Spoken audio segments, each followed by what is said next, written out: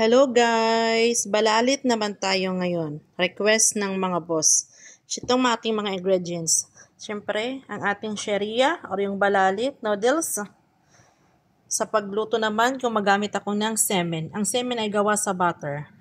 Siyempre, ang ating scrambled egg, sugar, cardamom or hill, saffron, at saka konting salt. Gora bells na tayo. Maglagay muna tayo ng kalahati nito. Itutusta lang natin hanggang sa little bit brown. Tusta lang natin siya hanggang mag-brown ng konti. Pag ganyan na, konting brown na siya, dagdagan natin yung iba. Yung kalahati.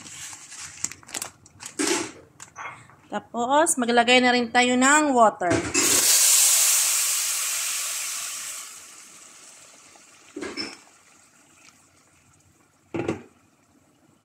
Half cook lang to at mabilis lang to lumambot.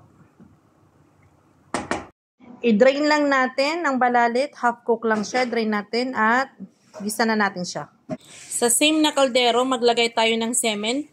Semen ang ginagamit ko kasi mas masarap ang semen kaysa sa oil.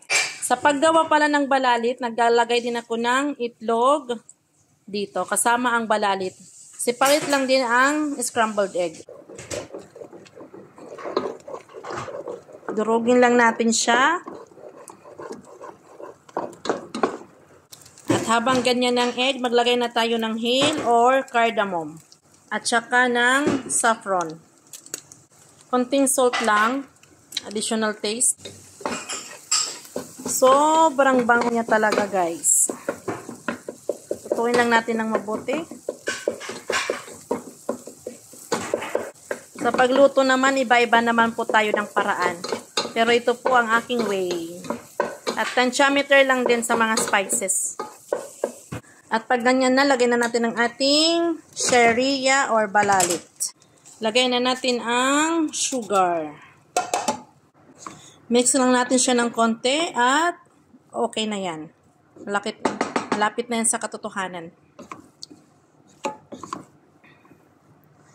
At okay na yan. Mag-fried na rin tayo ng egg. Sa egg naman, 5 itlog ang ginawa ko. Naglagay lang ako ng konting salt and black pepper.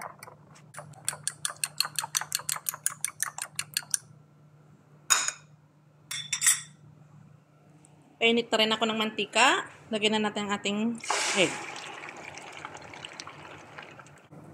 Baliktarin lang natin siya.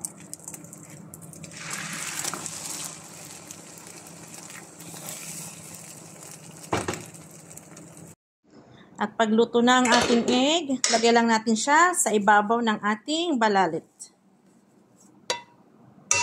Tiyan! Done na po ang ating balalit. Thank you, buyers!